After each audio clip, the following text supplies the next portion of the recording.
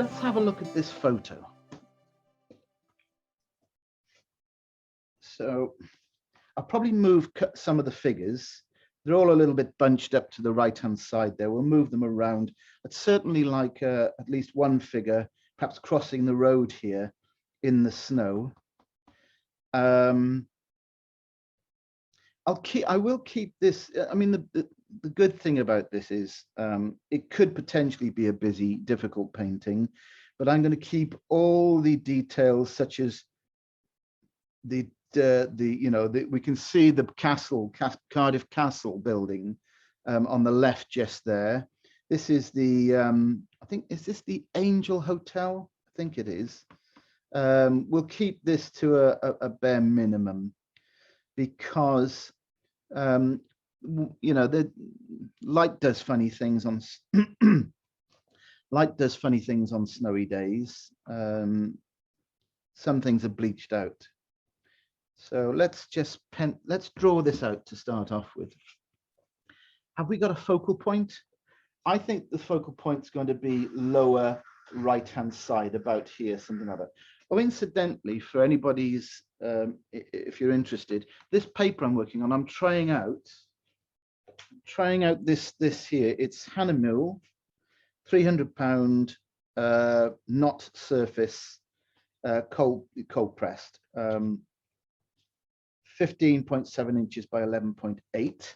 I'll let you know what I think about it. It's the first time I've used it. I'll let you know what I think about it when I'm done. So I think I'm just going to sketch roughly in the hotel here.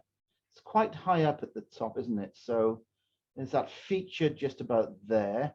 I will go a little bit stronger with my pencil work so you can see it. There's a feature something like this. It then tapers down to, I think that's Westgate Street. Over on the right-hand side here would be the entrance to the rugby ground. And then it sort of drops really rapidly to a back line, an eye line, I suppose. If you look at your figures, you can sort of see the eye line. If for the moment, just for the moment, I put in one of these figures, we'll put this one in. I may keep this figure in, but I'm using it just so that I can get the eye line. And if we say that the figure is about here, everybody will be in heavy coats. By putting that figure in, please draw it in a bit heavier because I'm guessing you might not be able to see that very well. By putting that figure in, we establish our eye line. And if you look across the road in this photograph, this character's head is almost at the bottom of the doorway. I'm getting a rough scale from the figure itself for that doorway. So as soon as you've established one element, one object in your painting, you're away. You've kick-started your scale judgment. You could pitch everything off that decision. Now it may mean here that I've got to go a little bit higher, but up here somewhere like that.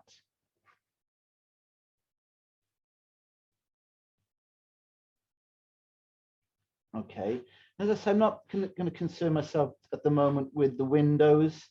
There is a flat, what I call the flat of the design that faces outwards at an angle. Now there's a traffic lights coming out of this man's head. That's definitely something I won't be copying because it won't look good. Okay, so we'll drop the traffic light pole that's coming out of the man's head. If we want to move it at some point in the painting, we can. Not going to concern myself with that at the moment. the flat of the ground across the road there seems to come sideways off the shoulder about there. Okay, it's mostly horizontal. You can't really see it that well. There's a couple of other figures a bit further over. So I've already pushed this figure a bit more into my design. It's not quite as far left as it is in the photo. I've pulled the figure in more, and I've exposed a bit more of what that disappearing line of buildings, that's wider in my painting than it is in the photo. So how much does that back line of buildings drop down? Well, we look at the photo and say, well, it's well above the man's head. It's something about up here, something around this sort of territory. Seems to be in line at the top of this entrance, the horizontal at the top of that porch. There on the hotel building, and it's seems to go up slightly from that point there, very, very slightly. I won't make too much of that. I'd rather keep that almost invisible, the way the street goes up slightly towards the backdrop. So it's only the tops really that we want to infer. As we come across to about here, now I've also made this a little bit wider because I'm always trying to compensate for what the camera lens does. I just feel as though it would benefit for making that a little wider. Otherwise, we end up with too much coming in from the left-hand side. Now, the tower from the tower on the castle, Cardiff Castle, is about here somewhere. Look at, make observations. Look at the height in relation to the to where it is on the hotel on this side of the painting. It's about there. I think it's about there, something like that. There is some shape and form to that, which will be a blur. That will just be a very loose shape that we create on that tower. Other than that tower, you probably wouldn't even know that there was a castle there. So we don't start thinking, it isn't necessary to concern ourselves with the subtle inference of the castle. There's just a dark shape around here, about something like that. I don't think I'm going to draw my trees in, because they're all, as I say, bare of leaf. They're all winter trees. But I'll just hint upon a few light pencil marks to tell me that the trees are there. Now, I think what is important here is a couple of things, actually, just two things. And they are the angle at which the wall comes in from the left. There's the brain, I think the brain, excuse me, I think the brain is likely to do this to us. It wants us to do this. It wants to come in from about here somewhere and go up. Well, if you're really observing and really copying what you're looking at, if you're really paying attention, it doesn't do anything like that. It's almost horizontal across the paper. Okay. The only thing that tells us that it's diminishing and it's getting further away from us is the reduced size as you move from left to right. So while it's about an inch high here or so, maybe a bit more, it's only down to 1/4 of an inch by the time it disappears down in front of the castle. But it's horizontal. It is horizontal. We have, I mean, it's not just me that has said this. I've heard it said many times. We have two eyes. I don't mean the two on the front of our head. We have an inner eye, an eye that the brain makes us see through, and our physical eyes on our face. And often the brain dismisses the information from the eyes and uses the brain's eye to say, oh yes, that's a building, or that's an animal, or that's a car, and they're all the same, all all cars look like this, all animals look like this.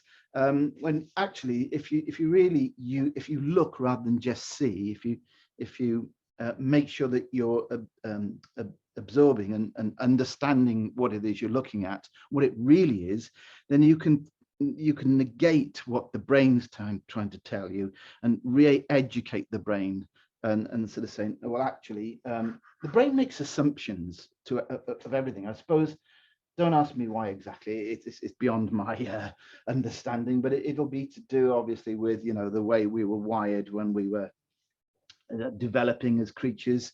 And but so do pay attention to that that sort of detail that could be misleading.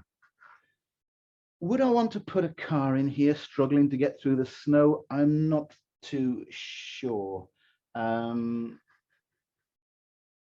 are these, there is, of course, for those of us that know that the Cardiff Castle wall there are those little sort of pillars, ornamentation. They've even got animals on them, but I wouldn't go there for the moment. It'll be enough for us just to sort of make the top of the wall look sort of castellated. You know, we'll just go a little bit unevenly over the top of that wall, because we have, the great thing is we have a dark area territory directly behind the wall, and I'd like to use this wall to play light against dark. So yeah, okay, so what else do we need to tackle? The what I don't like, there's something here I don't like, and that's this. There's the edge of the pavement. For me, that does not do the movement and design of this painting any good whatsoever. If anything, it's quite it upsets the balance. It's like a big arc going out of the painting in that direction, going out of the painting in that direction. So I'm going to do away with that. And in any case, it will be covered in snow, so we wouldn't see it anyway. But what I do want to do nonetheless is have some sense of the ground. And as though maybe a vehicle did go through, I'm just putting a line here to the vanishing, what would be the vanishing point.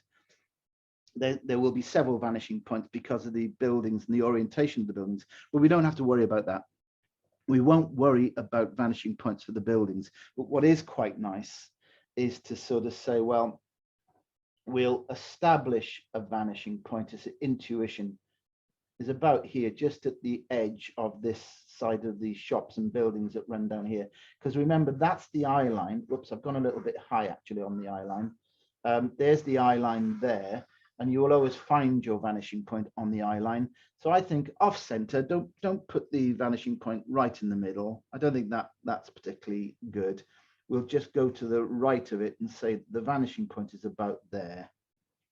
I look like I've got a couple of spiders on my painting, so I'll get rid of those. So that means if the vanishing point is there, get a sense of the ground doing this, you know, and that all the converging lines across the ground going to that point there. And I think, why do I choose that? I say I do it instinctively by intuition. Why do I choose there?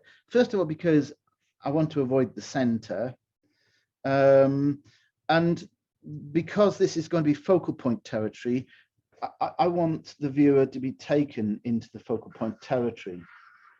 If this wasn't so interesting, if there wasn't a great big building over here with figures, and say there was nothing there other than perhaps a tree or something like that, and everything was over here, all the interest was over here, then I would probably move that vanishing point to over here and say that everything is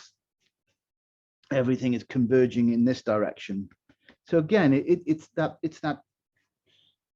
good old vanishing point and the importance of having a focal point. I think that's enough to be getting on with. So I'll pencil in a couple more figures just so that I don't lose the scale. I want somebody over here, perhaps crossing the road. Have a look at these figures that I'm drawing in. They have garments that come almost down to their feet, as you'd expect them to be dressed up for the cold weather, okay? There might be another figure a bit further on here. Maybe they've got their arm out because they've very nearly gone, they've very nearly gone flying in the snow. You know, be there, invent it, create it, it's real, make it real. Think to yourself what goes on in snowy conditions. People walk carefully, they walk slowly, they're heavily clad in winter clothes. I'll put somebody over closer to the wall over there. They'll be much smaller, but their heads will be on the same eye line and the same height there. You could go to town and of course put lots of children in, having fun in the snow. That's your shout. And I remember back, this was put together months and months ago when I was compiling the program for 2021. I remember thinking, well, I didn't want to do a twee little Christmas card scene, you know, with a, you know, that sort of that chocolate boxy type sort of scene, you know, a bit of snow on a holly leaf and stuff like that. There's nothing wrong with that, please. I'm not suggesting there's anything wrong with that. But as for us, perhaps that want to get a bit more sophisticated with our work, I just thought I'd go for a snow scene, but there's nothing stopping it becoming a Christmas card. If you wanted to print this off onto a Christmas card, of course, there's nothing stopping you.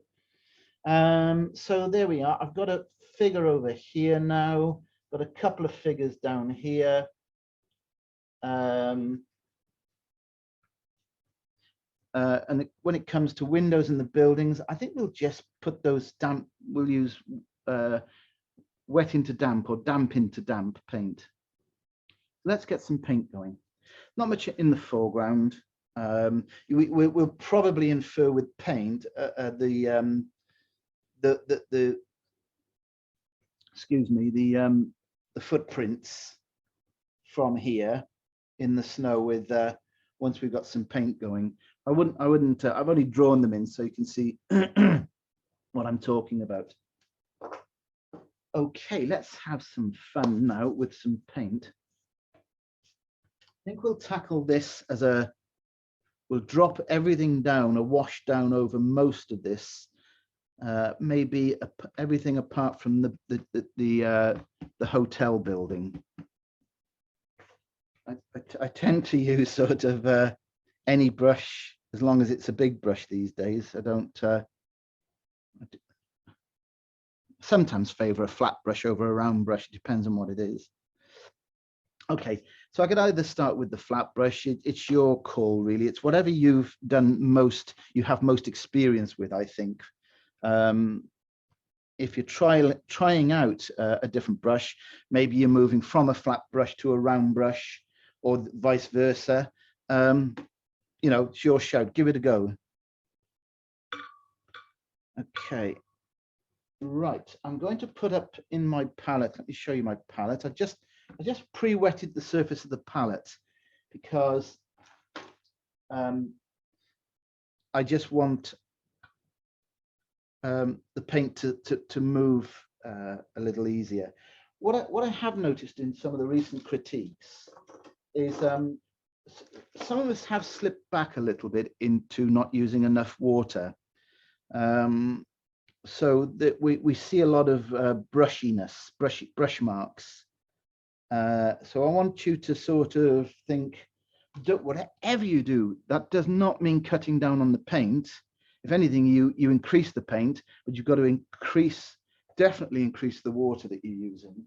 That's not all of us, it's just some of us I might have made a comment about. So there's two blues out at the moment, cerulean blue, ultramarine blue. This might sound like a lot of color just for this sort of first wash. That's a bit of alizarin crimson. Now I'm going to use a little bit of white to give us a little bit of an opaque effect to to the scene.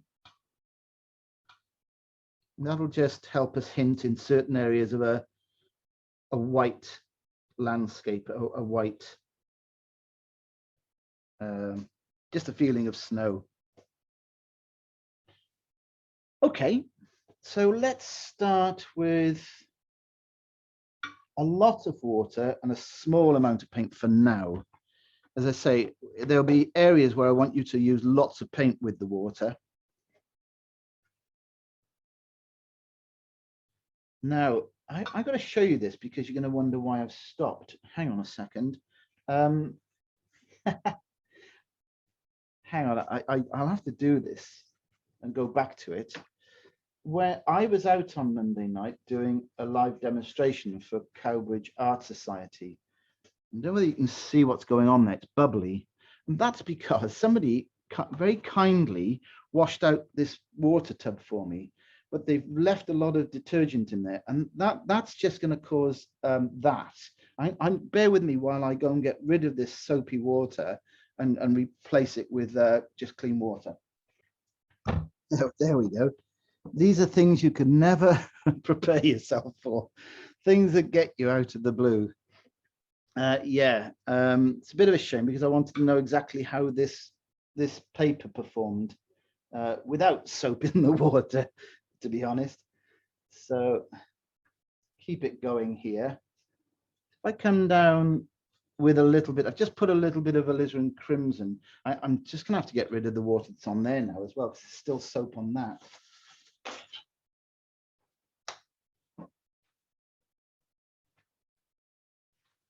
The well-meaning of those that help.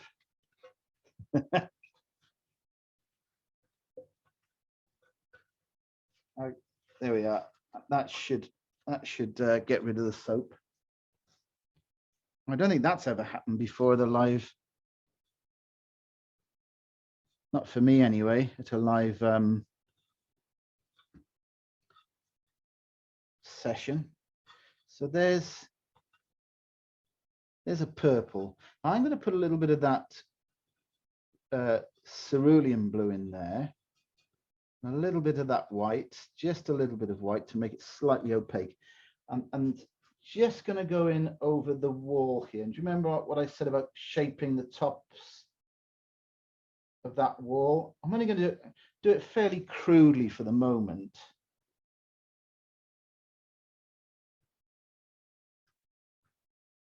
And I will change this. I think we need some warmth in here already.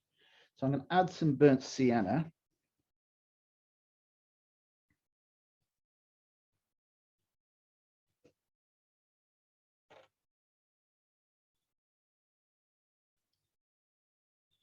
Okay, so there's my burnt sienna into the edge of that purple puddle, so it just doesn't turn grey.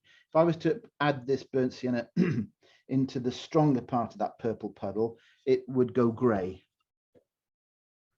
So there's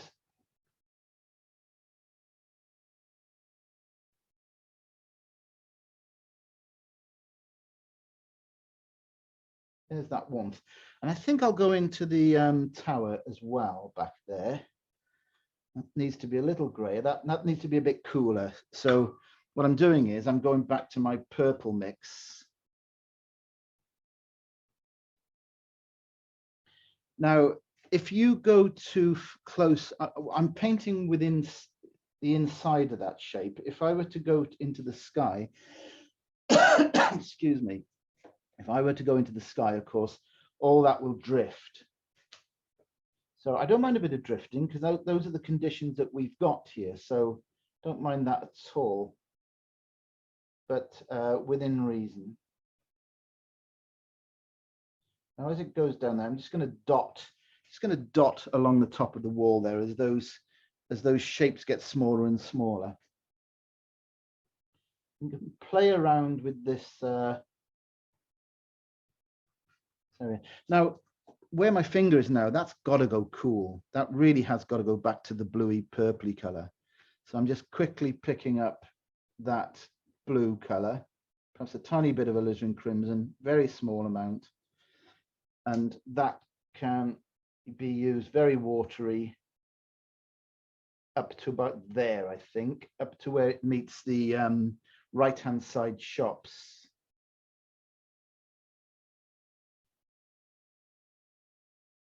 And while I've got this brush in my hand, I just put a little sort of shadow across, because the light's coming from the right-hand side. So there will be car shadow from these buildings. I'm just going to go a little bit warmer on where my finger is. That's the left-hand side of the mostly the hotel building. A very weak bit of burnt sienna in here. We will be going over that with a shadowy type color later.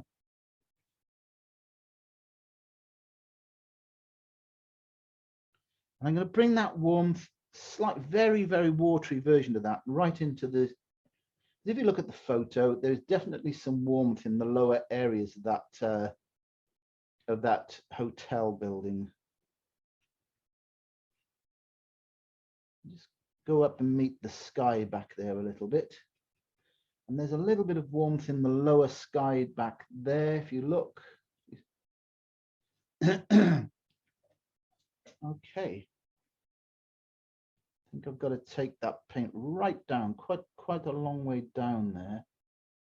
Off to the side, but it's still very horizontal if you look. There seems to be a horizontal running from about here to there, to the edge of your paper. I'm not worried about painting over my figures at this stage, simply because this paint is so weak.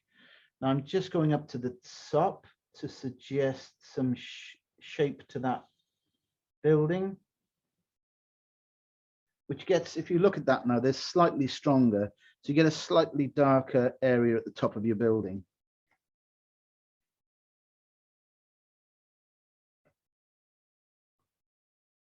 Okay. So what's stopping me from putting the shadow on now rather than later? But I think if you want to maintain a certain amount of transparency in your watercolors, you should let the warm wash, the first warm wash, dry out. Allow it to dry out completely before you go over it with a shadow color. Right, and the top of our tower over here, we'll just infer the shape that we can see. We don't know what's up there exactly, the exact shape, because it's distorted by branches and the tree that's in front of it. So we can only do what our real eye tells us we can see. And that is, for me, as far as I can see, is something like that. Seems to be two little shapes there breaking up vertically. Doesn't need any more than that. Okay. So we've got the top of the wall. We've painted things down to the top of the wall. We probably need to put the same warm, weak burnt sienna on the wall that's in the hotel building. But if I do that now, I will definitely make contact with the wash that's already behind it, and I don't want to do that. So I'm going to take off any surplus. I've got a couple of little pockets here of little wells, little reservoirs of paint and water. I don't really need them there right now, so I'll just pick them off with paper. Yeah, that soapy water really has done something I don't like to my sky. So I might have a fix for that. I might have something that might be quite good to do with that. Maybe we're going to change this from a clear sky to a snowy, powdery looking sky. I'm standing here now, contemplating my next move. And I'm going to speed dry it very quickly, take about 1.5 minutes or so.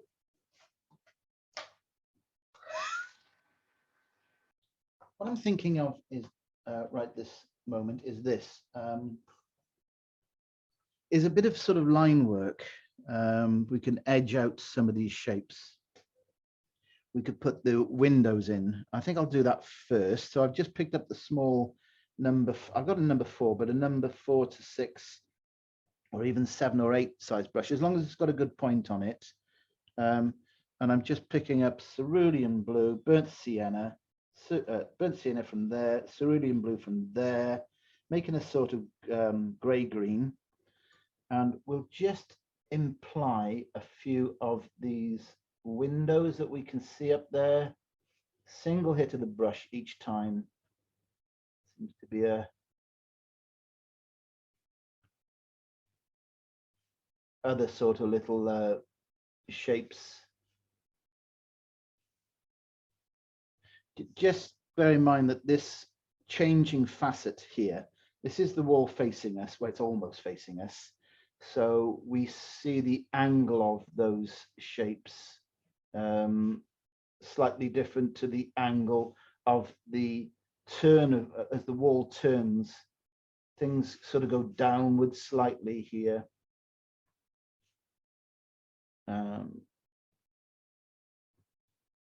Till they get to ground level, when everything more or less is on the same horizontal.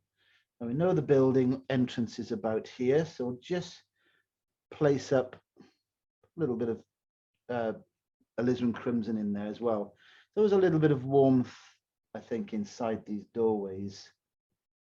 So a little bit of burnt sienna on top of that bluey purple that we were using. And I mainly concern myself with the top of that shape. It's the darker recess is the top, and the right-hand side is, you can imagine yourself going in through the door into the building itself. It gets a bit darker back there. You've got this almost like a comma shape on its tail, stood on its tail.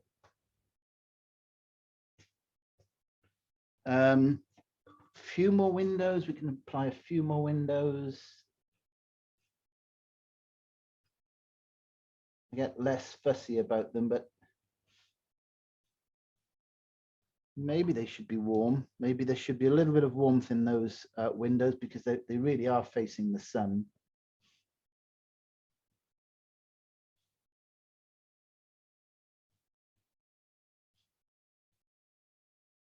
But I've got, you know, I'm working in a territory now that doesn't exist in my photo. So I'm just ad-libbing.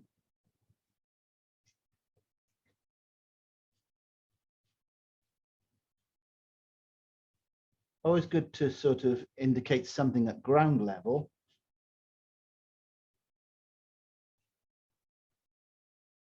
In a horizontal fashion. And then as we turn the corner on the other side of the building, those skinny little windows, of course,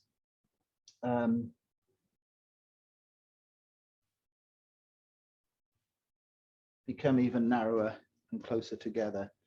And I don't think there's much point doing much detail in that far side of that, where the street goes back up the road. I put the odd dot in here and there to suggest there's something going on there.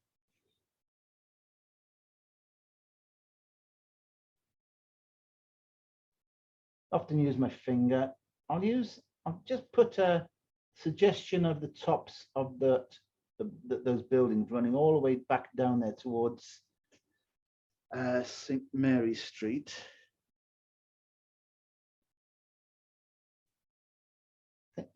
Yeah. And once again, just a bit of inference to things going on at the top here again.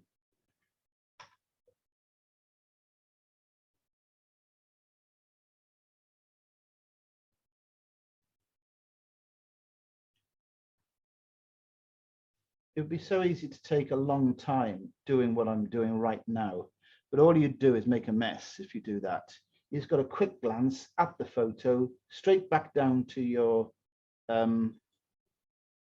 painting, and make the mark you thought you saw.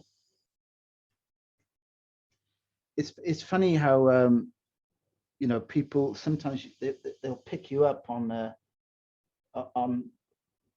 why you don't paint more realistically, you know, as they want to see what they're looking at, and what, you know, why don't you copy the photo exactly? And the thing is, if you copy the photo, you will lose the feeling of the painting. It just sort of, it just runs away from you. You get picky and overly concerned with the minutiae, and it just all starts to look way too busy. And we paint from memory, regardless of what people say. We paint from memory all the time, even when we are copying, even when we copy from a photo, we are actually painting from memory, because you have to take your eye off the photo for anything from 5 seconds to half a minute to pick up what it was you've studied from the photo, and then take your eye off the photo and deliver what your memory can provide you with. So we are effectively always painting from memory, even when we are using photo reference. I'm using a rigger brush here, just once again to indicate a little bit more detail. I'm looking at the photo. There seems to be the odd slightly darker recess up there between those little dormer windows and things. And I think this is why the speed is important for certain things, is because the memory is going to serve you better if you do it quickly, because the longer you leave it from looking at your reference, your photo, to actually making that mark, the further it gets away in terms of memory.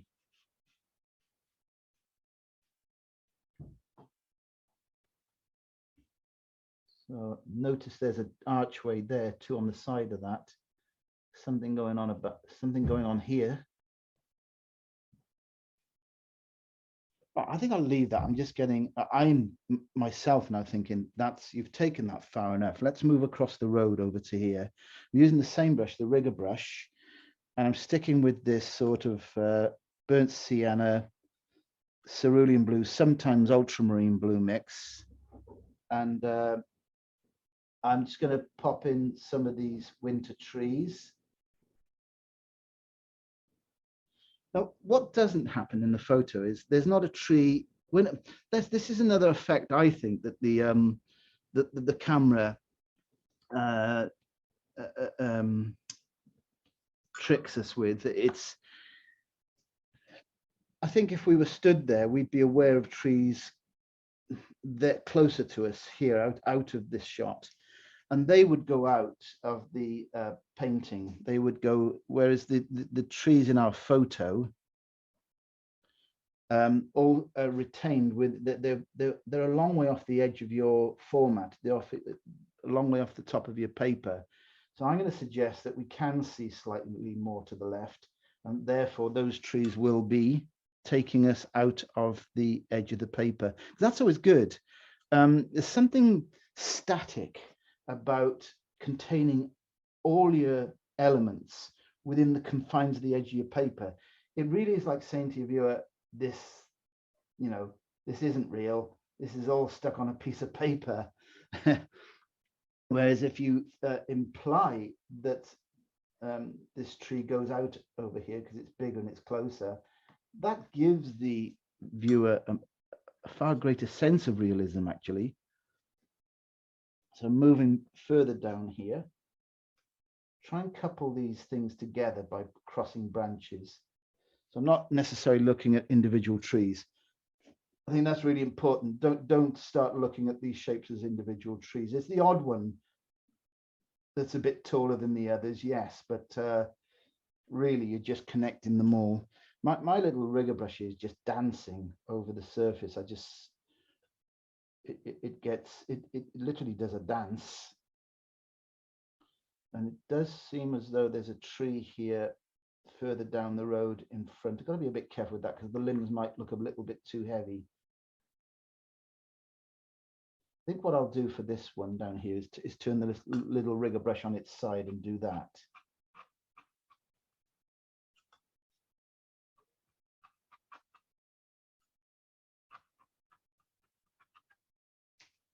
I think I'll do that for some of the others. There's often a bit of last season's foliage still clinging to the trees.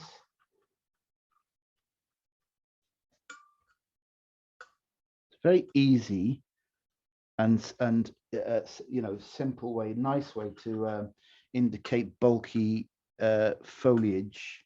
It's just to do the stuff off the side of the brush. The brush is on its side. Whoops, the brush is on its side like that, and I'm just angling it enough to get the paint out of it.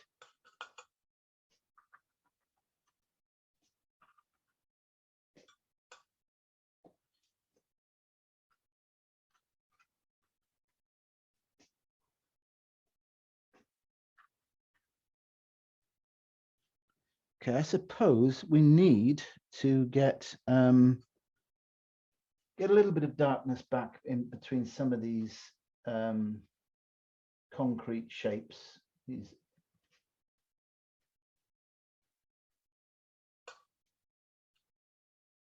because I want it to continue to look like there's trees growing behind here, I'm sticking with the rigger brush because, you know, it might be a temptation here to use you could use a small round brush like the one we were using a moment ago on the windows and things. You could use that to do what I'm doing now. But I sort of like the idea that this rigger brush gives us a sense of busy branches and things like that without getting busy. So there seems to be a shadow line under the capstones of these. Whoops. So yeah, there seems to be a sort of line running, something like that down there.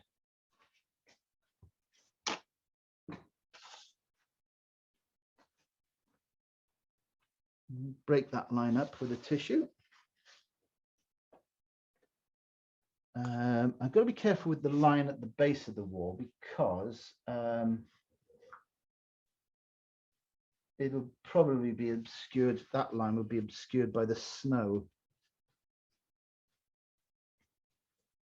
Right, okay. Now I'm studying again, making sure I'm okay with if there's any lines that we can use in the building like this. They'll be just you know, lintels.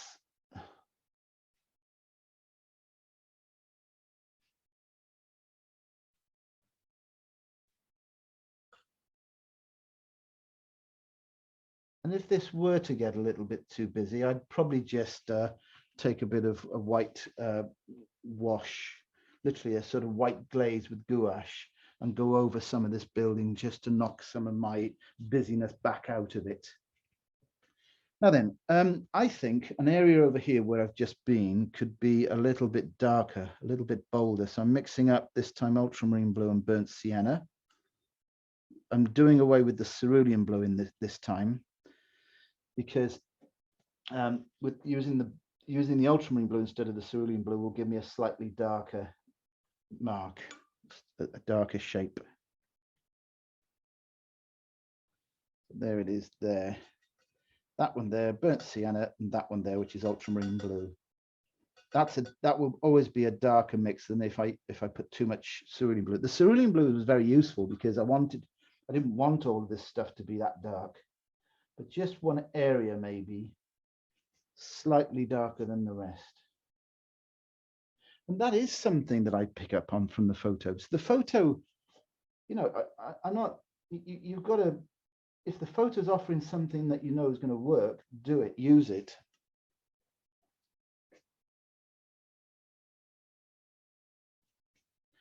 Because I'm quite often picking up, particularly in the critiques, about how dark areas can look very flat unless you vary the tonal value and the temperature of that. Well, that's the same for any tonal area. That was potentially a mid-tone territory from there to there. Now, if it's all the same mid-tone, it won't look good. It will look flat, just like a really dark area could look flat. It's just making a dark shape is not enough. You've got to vary it, or just making a mid-tone shape as I'm doing now. You've got to vary it. Right, put out a bit more ultramarine blue.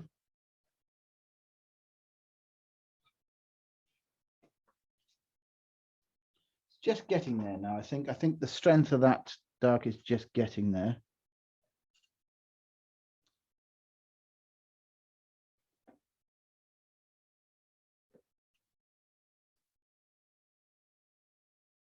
Yeah, about there. I think we'll leave it at that. I'm just going to put in, I'm sticking with the rigger brush, and I'm mixing up the same two colors, but with much less water. So I'm not going down here where there's a watery puddle. I'm taking the paints straight from the edge of the palette where there's no water. Because, excuse me, I just want to do some slightly heavier line work for the suggestion of traffic lights, maybe. Traffic lights on opposite sides of the road. Again, strengthen that line a little bit in places just to make it look a little more convincing.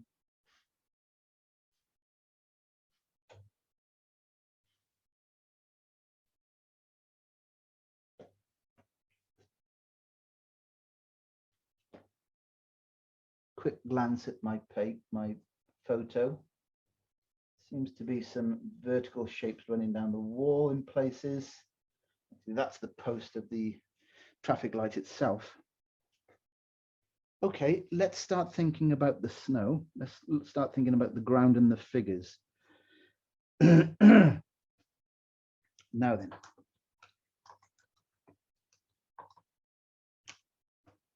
So I've got to put the warmth on this wall now. I'll use the big round brush. I'd probably ask you to avoid using the small round brush for this because you'll be there all day. So the bigger round brush, and I'm going to pick up some raw sienna.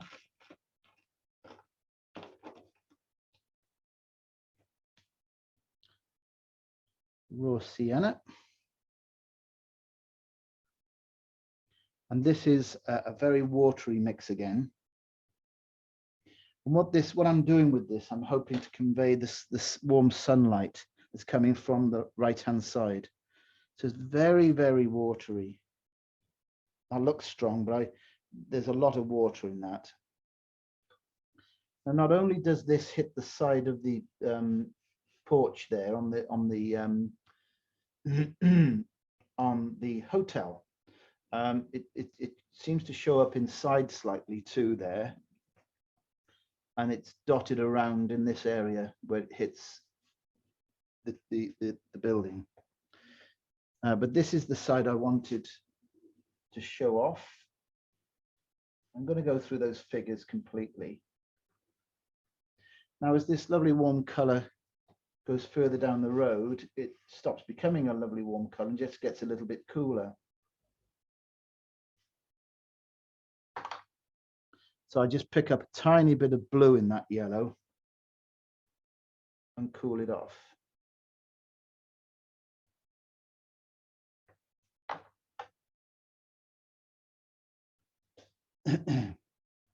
Now that's quite a hard edge over here that I've left a moment ago. So I'm rinsing my brush out and leaving it quite flat like a paddle. I'm just going to soften some of that warmth color. The reason why I left it there for a couple of seconds before I did that is because a thirsty brush will actually take it all back off the paper surface. Give it time to grab the paper. Give that little yellow color time to grab the paper before you start doing what I'm doing now, and that's just adjusting the edges, softening it. Right, now I think we should start looking at the snow. Sticking with this brush and with this color.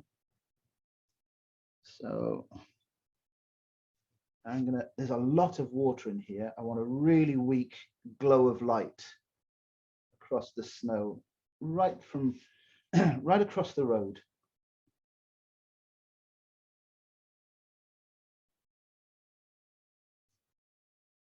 And it will definitely pop up in little hits like this in the undulations of the snow.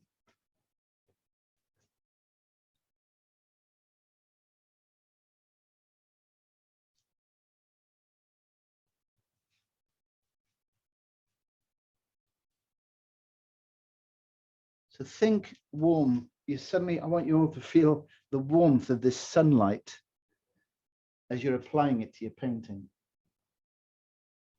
Be a little bit stronger in some spots. So that's what I'm doing now. I'm just strengthening that warmth in places, mostly closer to us up here.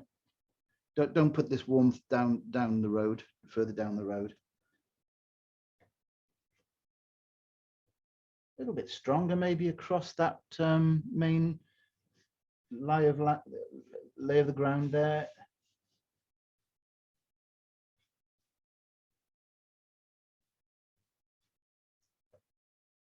You could even argue that the right-hand side of these figures carry quite a bit of this warmth as well.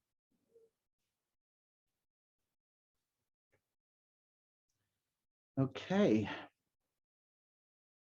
Right, I'm going to speed dry this because we're not actually that far off the finish, believe it or not. We've done all the hard work.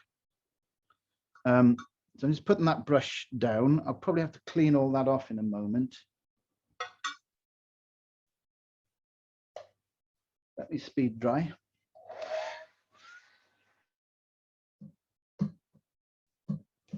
Okay, I'm going to clean this brush off.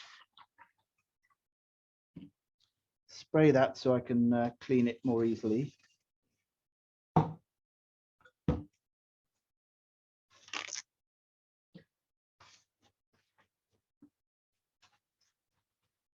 it goes. Not sure why I show you me cleaning the palette. I suppose just to prove when we watch the video later, maybe months from now, maybe even a year from now, you can see that it's done in real time.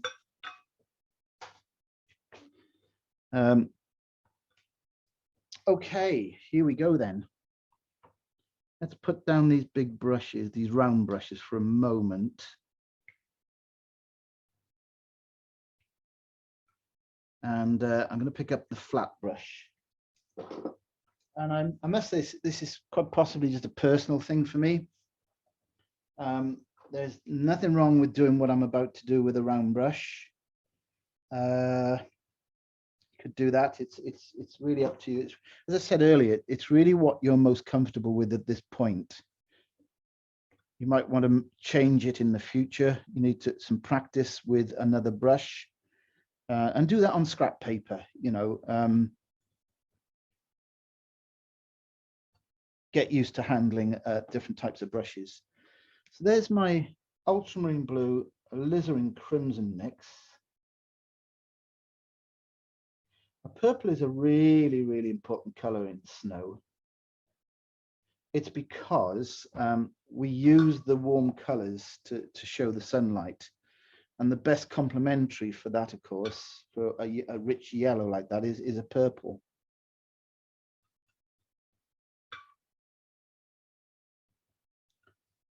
So here we go. I don't want it too strong, and that might be a bit strong. So if, just in case it is, I'm going to do my usual trick of creating a big eraser. And that is my big chunk of paper. If I don't like what I've done, then that comes in to take it off. Sorry, my throat is really sore at the moment. Sorry. So why don't we try this on the shadowed side of the building here? Might pick up another brush. I'm painting around. I've got a figure down here at the ground level, breaking up the shape. So I think I better deal with that. I'll take some of the paint upwards like that with an upward stroke to lighten it. And maybe even put a little bit of that warmth back in there. Use a bit of burnt sienna just to put a bit of warmth at the base of that wall. You get a reflection of the warmth going back up the wall. I think it's the right strength. It will dry out lighter, as we all know, you know, that's what watercolor does. So then it travels across the road. And it will go up, and it actually can be seen in the photograph if you look. It then goes up the wall. the shadow goes up the wall on the opposite side of the road, approximately here somewhere. Painted over a couple of figures there, but it doesn't matter.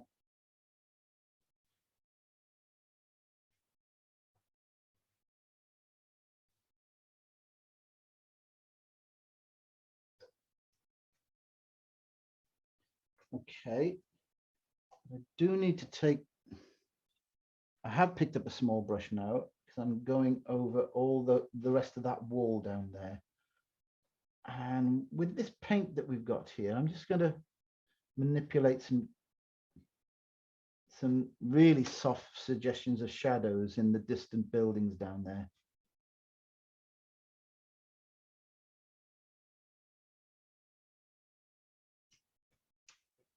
Yeah, that seems to be okay, I think.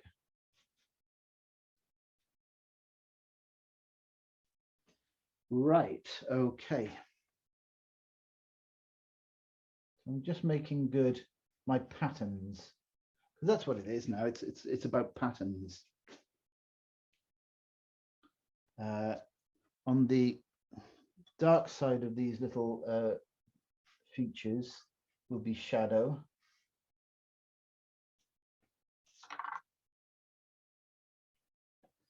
And now I'm going to, I don't think that's in full light, is it? So this section here. So if I'm careful to, when I get down to the porch, the entrance area, if I'm careful, I'm going to put a really weak, I've just picked up a lot of water. I'm going to put a much weaker shadow on this. Leave little pockets if you want of light. Again, you know, to suggest bounced light coming from the ground, maybe. I think it's even that section there is slightly out of the light. So I'm sort of grading this shadow a little bit, I suppose. As you get closer to the illuminated side there, the brighter it looks. But I know what's going to, you know, paint. We have to do. We have to create lies sometimes to make it work, and that is to say, well, I'm going to put a shadow there to stop our viewer from going out of the painting. And that shadow, of course, could come from the building that we know is on the opposite side. There's a huge row of residential flats on that part of Westgate Street. So that could well be providing that shadow that we need there, just to close us off. Right, okay, am I happy with this? Take it a little bit further, a little bit softer. Yeah, what I'm going to do is, strangely enough, I'm going to put the shadows of the figures in across the snow, and it's going to be a rather broken, undulated shadow like this. Use the small brush as well.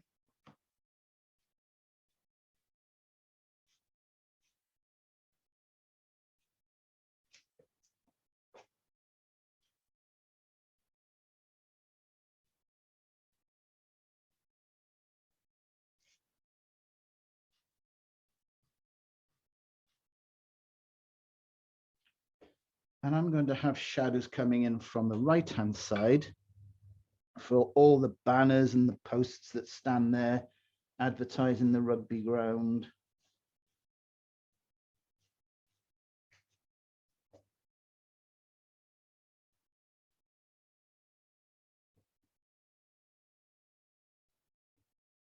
Now, some of these shadows need some warmth in them because they're very close to us.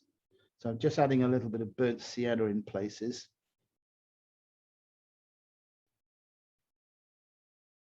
Let's go right across.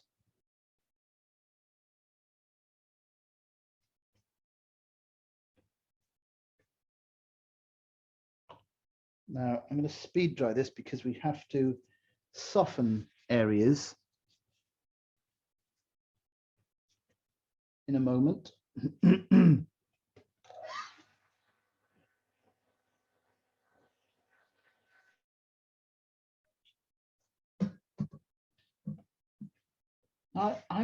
I feel happier if I put some of the figures in now before I complete the scene.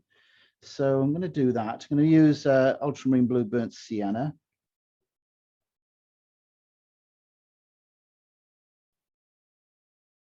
Could use a little bit of cerulean blue.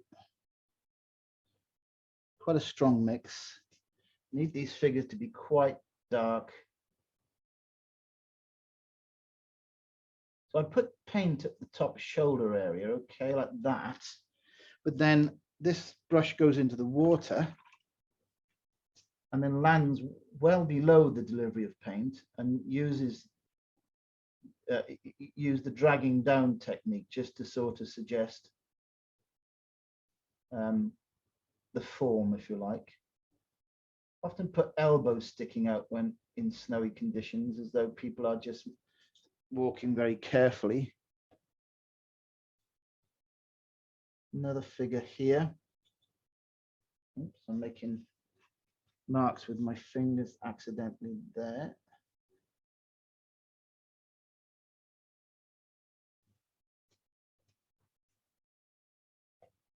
Figures here. They'll be mostly dark, these figures, because the amount of brightness around.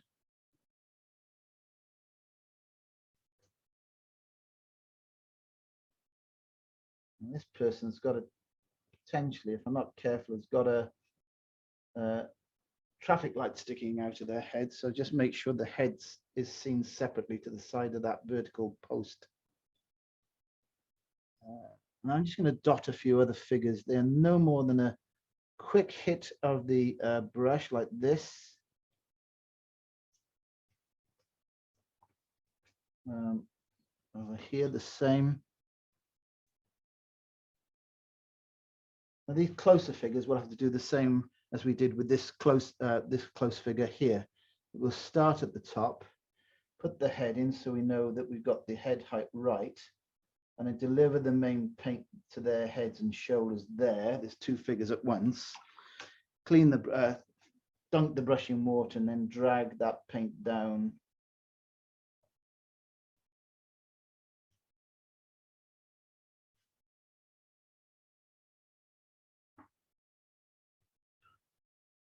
A little bit more strength, I think, required in these figures here.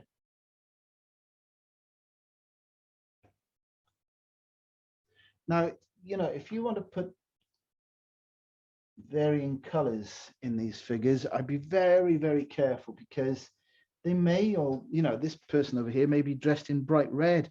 That person over there might have a green jacket on or something like this. But you've got to be careful, because when light is really strong, it negates local color. Local color is the color, you know, of the object. Green jacket, green apple, green red jacket, whatever. But that gets knocked out and replaced by tonal shape rather than color when you're in really bright conditions.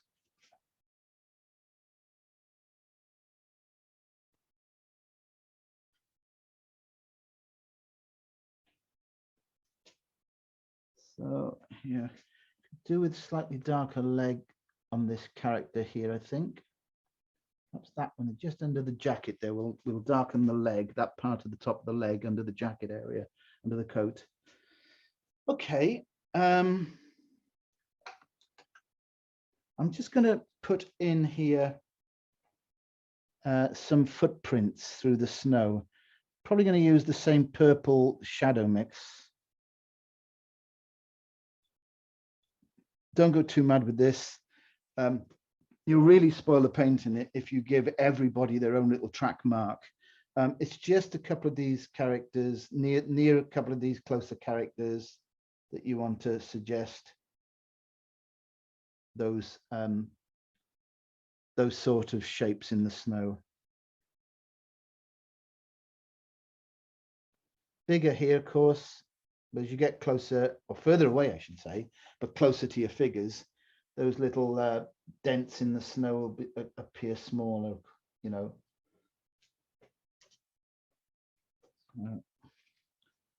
If they look a little too dark, just lift them off a little bit with tissue like I'm doing here. I want to make a point about this paper that I've used for the first time. It is Solar's Knot surface, that's cold press surface. And I've learned already just from painting on it just this once that for me is too smooth. They call it a knot surface. To me, that's much closer to hot press surface. It's much smoother than I like for my style of painting.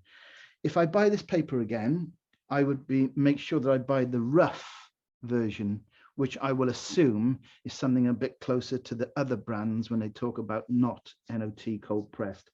As I say, this would suit an illustrationist, an illustrator even better, because of the smoothness and the accuracy you can get to detail and stuff like that.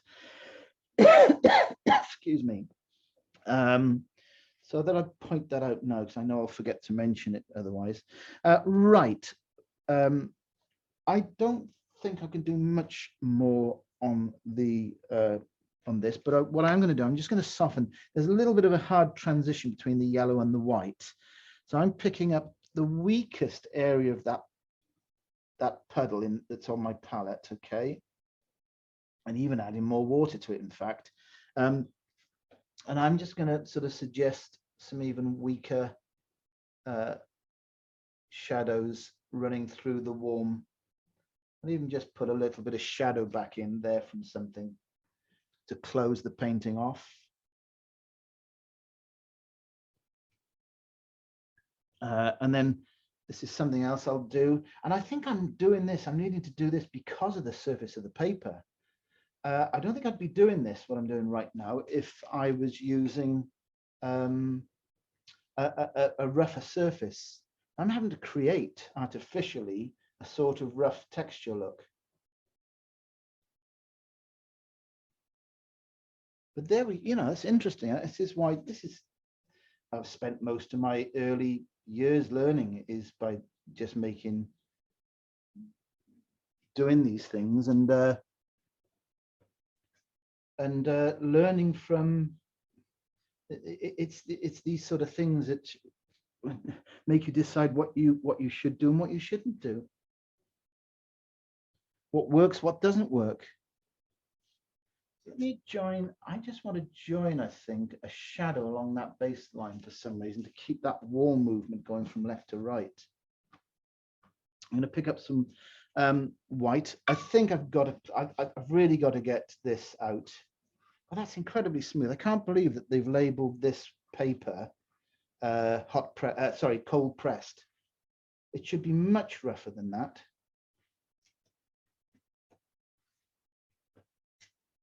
Yeah. Anyway, let's get some white gouache out.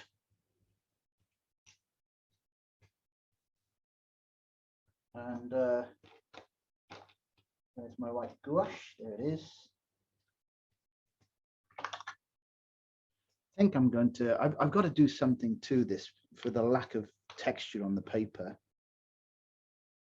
Just put a bit of spattering in areas. Should look good over the darker areas where the trees are. If we spatter over there.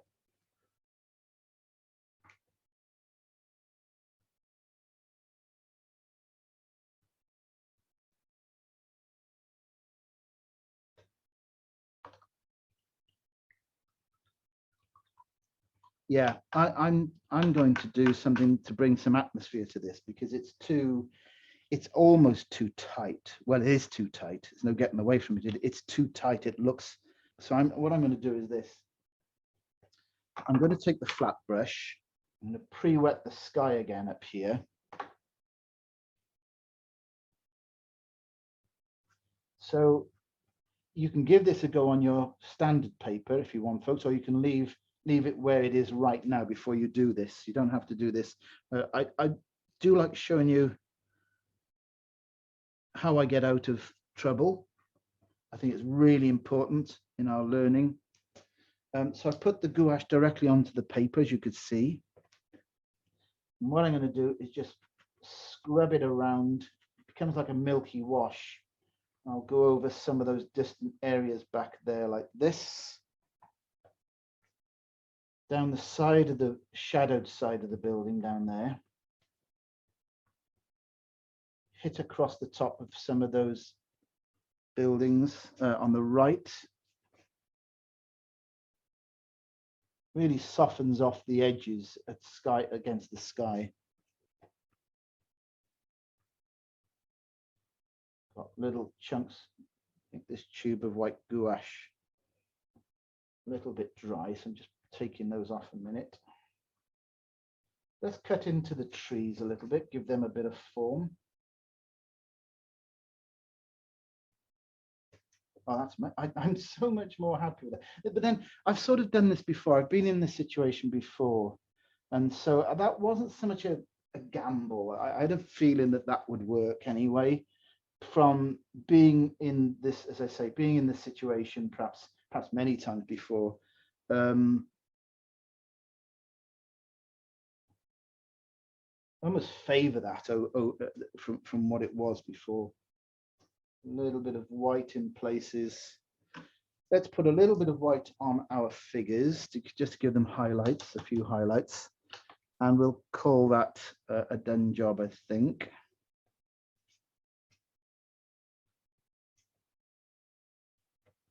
Just take the gouache straight from the tube.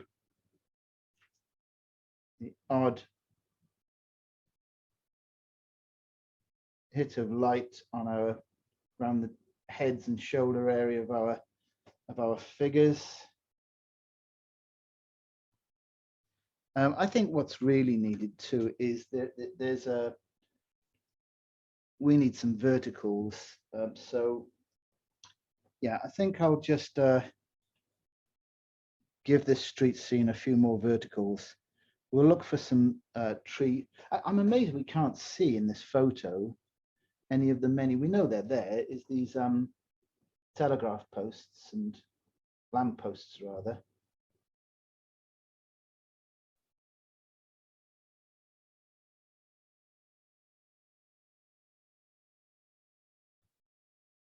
Make more of those traffic lights in places. Around the doorway a little bit more.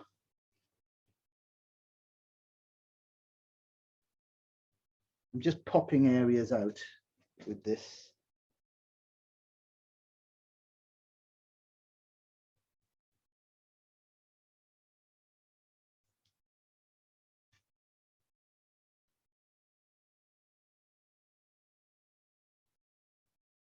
Quite like actually the effect that the still wet white paint is having on the look of the painting. Really is diffusing it as though, you know, there's just flurries of snow popping.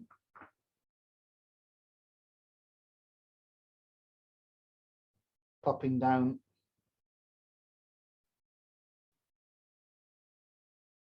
There, I'm going to call it a day there. Just little inferences of other things.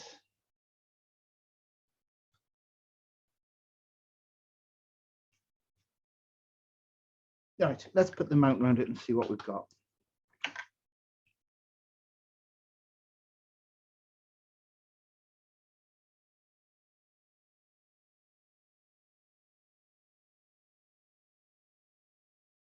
That was an interesting one, I've got to say. I think it probably needs a couple more figures. Maybe one of those figures moving towards us. Tell you what, here's something I can show you. If you want to turn one of these figures around, as though, because at the moment they're all walking away from us, let's choose this chap here. I've taken a wet brush, jiffying up the paint here like this. Take a tissue and we'll lift that out like that. We'll then take some red.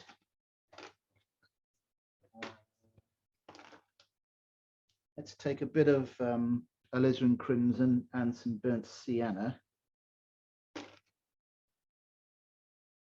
Should use cadmium red because I didn't put it on the list. I just thought I'd show you how to make a red from these two colors. Alizarin crimson, burnt sienna. And we'll put this person's head there, but we'll also bring the color of their flesh down into the open shirt like that. You can again put a little bit of white into that mix if you want, just to make it look slightly more convincing. Just mix it in together till you get the red back again. About there, something like that. There we are. Hope there's been plenty in there for you to sort of consider and to practice. Hopefully some new tricks, things you might not necessarily have seen from me before,